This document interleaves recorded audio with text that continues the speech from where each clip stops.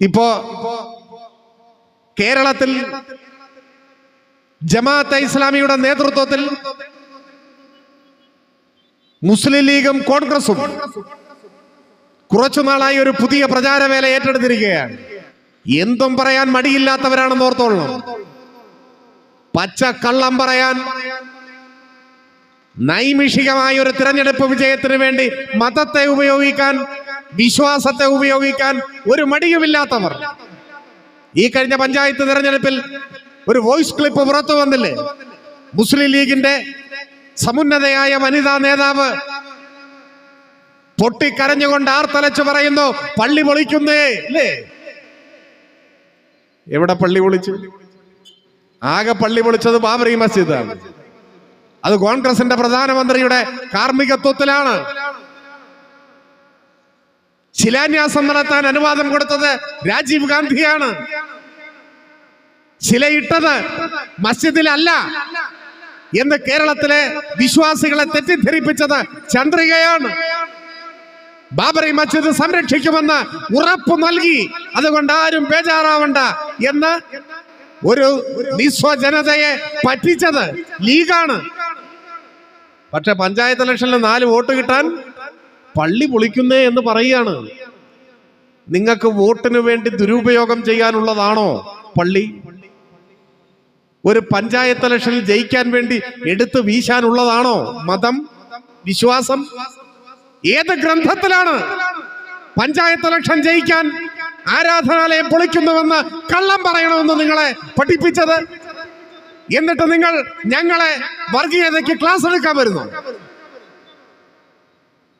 മുസ്ലിം ദേവാലയം സംരക്ഷിക്കാൻ RSS കാപാലികരുടെ വെല്ലുവിളിയെ കൂസാതെ രാപ്പകൽ ഭേദമന്യേ കാവൽ നിന്ന് രക്തസാക്ഷിത്വം വരിച്ച കുഞ്ഞിരാമന്റെ പാർട്ടിയാണ് CPIM. ആ CPIM-നെ RSS-ഉമായി ചേർത്ത് വെച്ച് പറയുന്നു. നിങ്ങൾ എന്തോ ധരിച്ചു ഞങ്ങൾ നിശബ്ദരായി നിൽക്കുമെന്നോ? കേരളത്തിലെ കമ്മ്യൂണിസ്റ്റ് പ്രസ്ഥാനത്തിന്റെ ചരിത്രമെന്താ? RSS ഈ കേരളത്തിന്റെ മണ്ണിൽ ആദ്യമായി ഒരു മനുഷ്യനു നേരെ കൊലക്കത്തി വീശുന്നത് CPIM-ന്റെ ലോക്കൽ കമ്മിറ്റി അംഗം സുലൈമാന്റെ നേരെ മാവൂരിൽ ഗോളിയോറൻസിലെ ജീവനക്കാരനായിരുന്നു പാർട്ടി ലോക്കൽ കമ്മിറ്റി അംഗം സുലൈമാൻ. 968-ൽ സുലൈമാനെ കൊന്നുകൊണ്ടാണ് RSS കേരളത്തിൽ തങ്ങളുടെ കൊലപാതക രാഷ്ട്രീയം ആരംഭിച്ചത്. അവിടെ നിന്നിങ്ങോട്ട് എത്ര പേർ രക്തസാക്ഷിത്വം വരിച്ചു? RSS-ഉമായുള്ള പ്രശ്നം എന്താ? മതരാഷ്ട്രമാണ് മുൻപോട്ട് വയ്ക്കുന്നത്. RSS-ന്റെ മതരാഷ്ട്രം മുസ്ലിങ്ങളും ക്രിസ്ത്യാനികളും കമ്മ്യൂണിസ്റ്റുകാരും പട്ടികജാതിക്കാരും പട്ടികവർഗക്കാരും മറ്റു പിന്നാക്ക വിഭാഗങ്ങളും ഉൾപ്പെടെ സാധാരണക്കാരായ മനുഷ്യരുടെ മരണവാറണ്ടൊരുക്കുന്ന ഏർപ്പാടാണ്. അതുകൊണ്ട് മതനിരപേക്ഷവാദിക്ക് മതരാഷ്ട്രത്തെ എതിർത്തേ മതിയാവൂ. RSS-നെ എതിർത്തു, ധീരമായി ചെറുത്തു നിന്നു. അവരുടെ ആയുധ പ്രയോഗങ്ങളുടെ മുന്നിൽ മുട്ടുമടക്കിയില്ല. അതുകൊണ്ട് 300-ഓളം കമ്മ്യൂണിസ്റ്റുകാർ കേരളത്തിന്റെ മണ്ണിൽ RSS-ന്റെ കൊലക്കത്തിക്കിരയായി പിടഞ്ഞു വീണ് രക്തസാക്ഷിത്വം വരിച്ചു. അതാണ് ഈ നാടിന്റെ ചരിത്രം. ജമാഅത്തെ ഇസ്ലാമിയുടെ കീഴിൽ മറ്റൊരു മതരാഷ്ട്രവാദം ഉയർത്തിപ്പിടിച്ച് വർഗീയ വിദ്വേഷത്തിന്റെ പ്രത്യയശാസ്ത്രം വിളംബരം ചെയ്യുന്നവർ RSS-നെ പ്രതിരോധിച്ചതിന്റെ പേരിൽ നാളിതുവരെ ഒരു രോമത്തിന് പോർലേറ്റ അനുഭവം ഉണ്ടോ?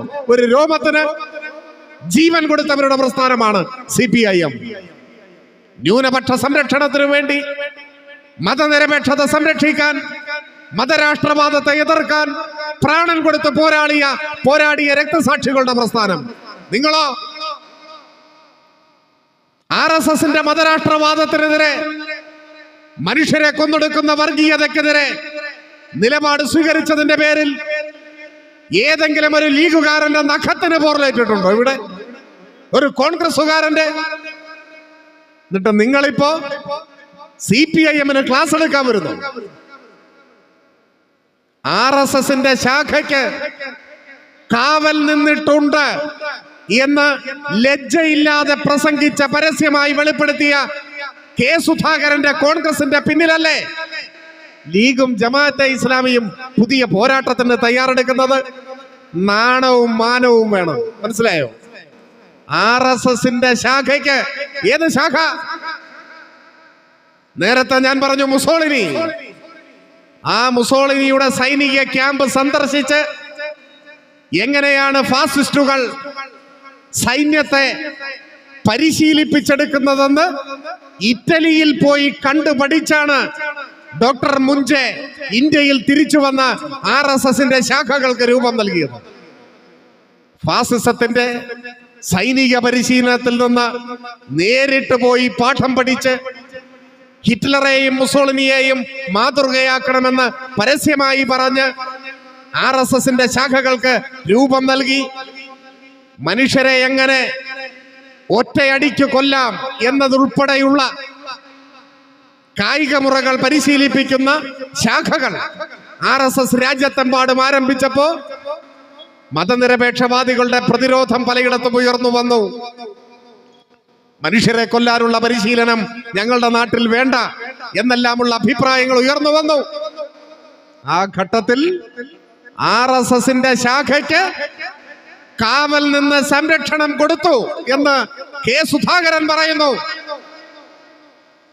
ആ സുധാകരന്റെ ചിറകിന്റെ കീഴിലാണ് ജമാഅത്തെ ഇസ്ലാമിയുടെ ശൂറ ഇപ്പൊ സമ്മേളിക്കുന്നത്.